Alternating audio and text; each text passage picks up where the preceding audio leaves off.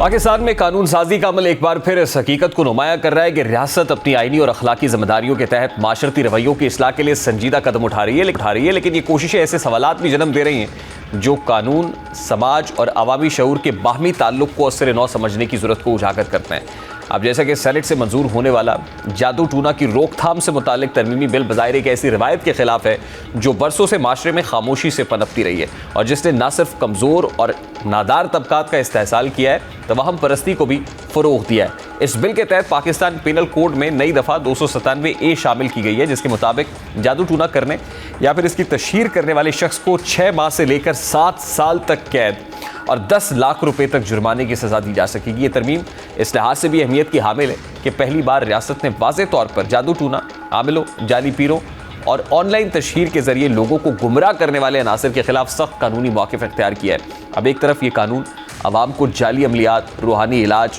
توہم پرستانہ کاروبار سے تحفظ فراہم کر سکتا ہے، خاص طور پر ایسے افراد کو جو بیماری،